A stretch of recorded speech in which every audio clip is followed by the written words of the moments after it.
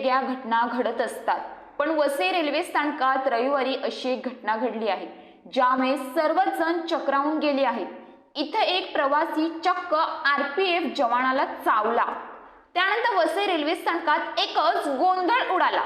हा प्रवासी नक्की का चावला याची चर्चा सुरू झाली। मात्र ज्यावेळी त्याला पोलीस स्थानकात नेण्यात आले त्यावेळी सर्व गोष्टी उलगडल्या। डहाणू रेल्वे स्थानकातून डहाणू चर्चगेट ही लोकल सुटली। लोकल पुढे वसई स्थानकात आली। त्यावेळी स्थानकामध्ये आरपीएफ जवानची एक तुकडी तैनात होती। हे लोकलचे डब्बे पाहत होते। त्यावेळी दिव्यांगांच्या डब्या शेजारी ते होते। त्यावेळी या डब्यात एक प्रवासी बसला होता। त्यांना त्याचा संशय आला। तो दिव्यांग नव्हता, तरीही तो त्या डब्यात बसला होता। त्याला खाली उतरण्यास सांगण्यात आले। त्याने खाली उतरण्यास नकार दिला।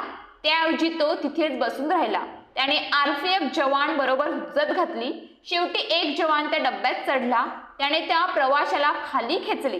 त्याला तो पोलीस स्थानकात नेत होता। त्यावेळी त्यांच्यात झटापट झाली। त्यानंतर रागाच्या भरात त्या प्रवाशाने थेट त्या जवानाच्या हाताला चावा घेतला।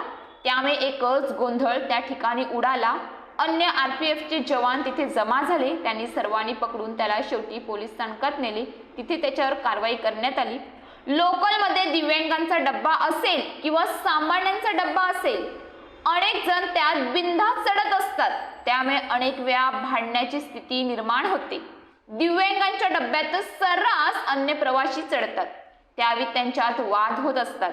हे वाद टळावे यासाठी रेल्वे प्रशासनाने कठोर पावलं उचलावीत अशी मागणी प्रवासी करत आहेत।